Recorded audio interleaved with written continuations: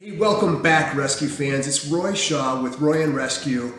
It has been a while, but if you don't have anything really that interesting to talk about, my opinion is you wait until there is something interesting to talk about, and there is definitely something interesting to talk about, and it's probably affecting all of you. So if you want to know more about what my stance is on COVID-19, stay tuned. Coming right up.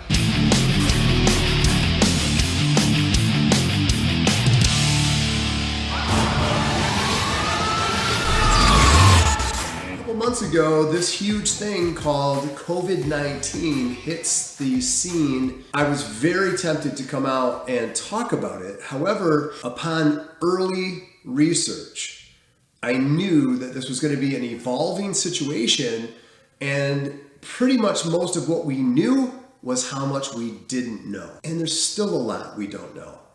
And chances are you're very concerned about this virus. Where did it come from?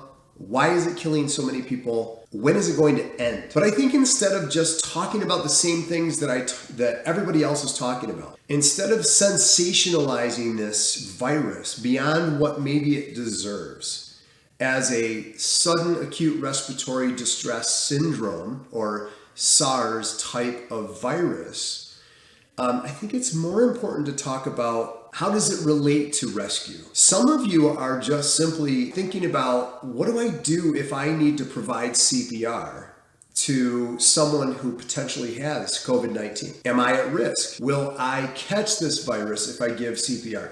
If I want to protect myself against COVID-19 and provide CPR, what's the best way to do it? And that's a valid question. However, the answer may not be what you want to hear. What I'm imagining now about COVID-19, especially given its transmittability, is that there's probably a high chance that COVID-19 is an aerosolized versus nebulized type of communication, meaning the particulate hangs in the air for a long time, thereby making it highly more transmittable than if it was in droplets and fell to the ground right away. Even if it's not aerosolized, it's obviously highly contagious. If you're a professional rescuer and you want to give respiratory assistance or rescue breathing or CPR, there's really only one really good way to do that and minimize your chance of infection.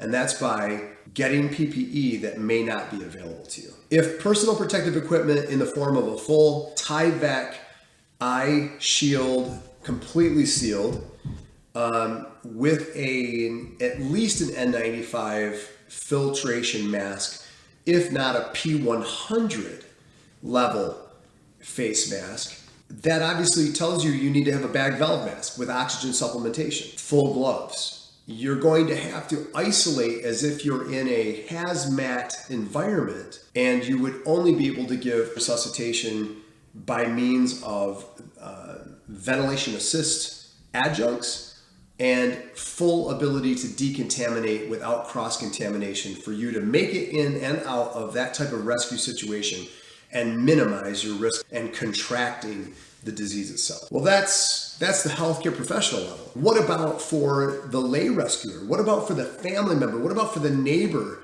who is called in an emergency? You're an off-duty nurse, doctor, clinician of some sort, and your neighbors know it, and they're trying to get well from the virus on their own at home, which is totally valid. And the loved one goes into respiratory distress and or respiratory failure. Am I able to rescue in that environment with basic CPR shield and gloves and not contract the virus? And my infectious disease and transmittability experience is the answer to that is no. You have a very, very, very good chance of being exposed to the virus, contracting the virus, and then suffering the symptoms of having that virus in your body. Chances are you're not walking around with supplemental oxygen and a bag valve mask with a full Tyvek suit and full eyewear and full N95 or P100 mask and gloves and booties, chances are you're not walking around that way. Chances are you're walking around at best with a CPR shield. And if it's your family member, spouse, child, grandparent, you're probably going to be put into the same situation that every loved one is when there is a crisis and your health and well-being could be compromised in order to help them. I think the best thing for you to do is to think about that before it happens. What am I willing to risk if my loved one needs me and they're infected with COVID-19? Maybe you have a grandparent or a parent living with you. I think that parents living with kids, grandparents, immunocompromised family members with already pre-existing conditions, that there's a really healthy conversation that could be had where the whole family decides, what is our plan of action? Do we full-blown take the risk, rescue at any cost, and deal with the consequences, which may or may not actually mean that you're going to contract the disease and have serious signs and symptoms? You might not. Everybody reacts seemingly different to this virus, but you could. And it's just a conversation that I think is worth having.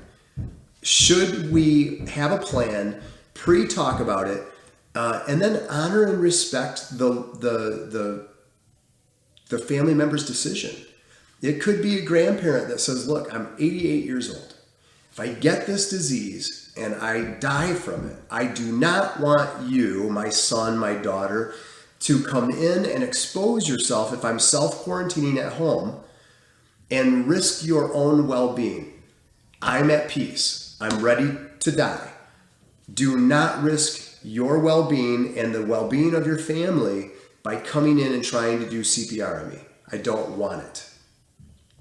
And then have the respect and the due diligence, I guess, to make that decision in your head that this was thought out and I'm at peace with it as best you can. It doesn't mean it's not going to be sad. It doesn't mean that there isn't going to be loss. It doesn't mean that there isn't going to be this feeling of, why did this have to happen?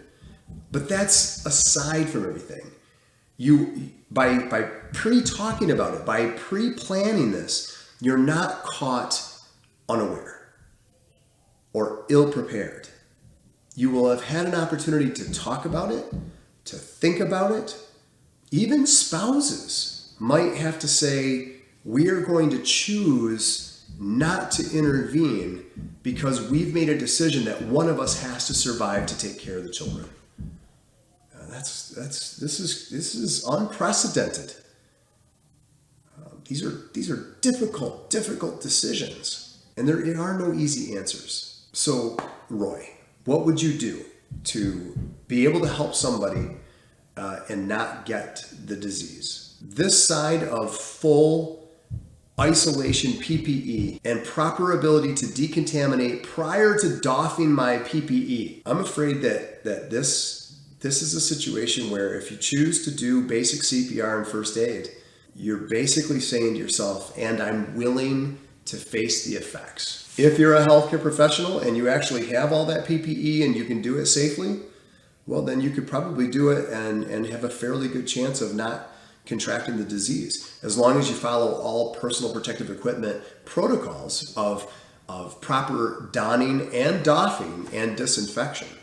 And then it sounds like there's still a potential just because of how long this thing lingers. But God bless you all.